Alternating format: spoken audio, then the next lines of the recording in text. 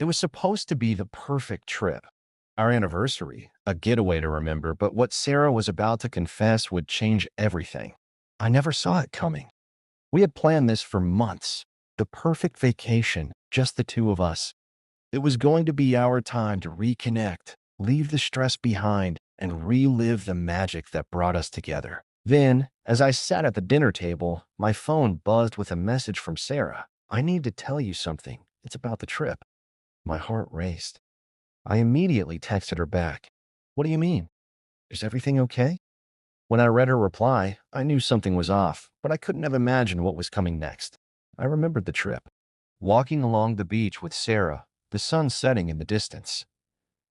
But there was something different in her eyes, a subtle distance that I hadn't noticed before.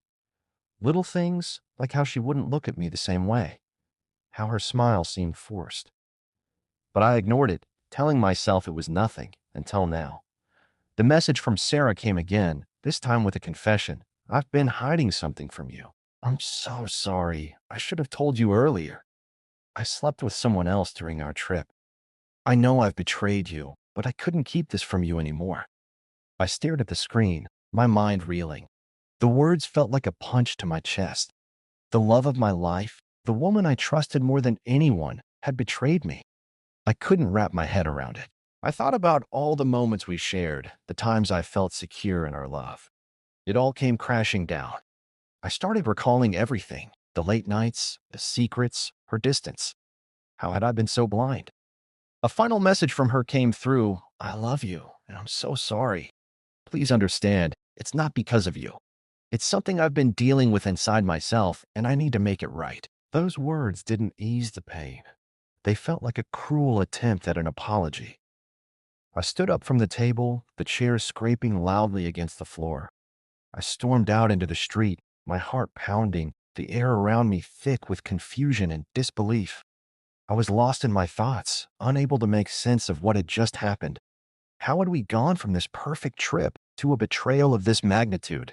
I stood on a quiet street, the world feeling eerily silent. I didn't know what would happen next. I didn't know if I could ever forgive her. But one thing was clear. I would never look at love the same way again. I couldn't just let this slide.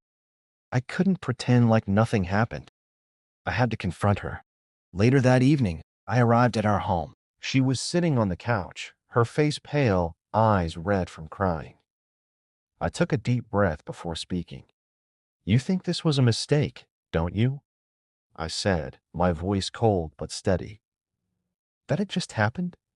You think it's a mistake to sleep with someone else, to betray the person who's been loyal to you, who trusted you with everything?"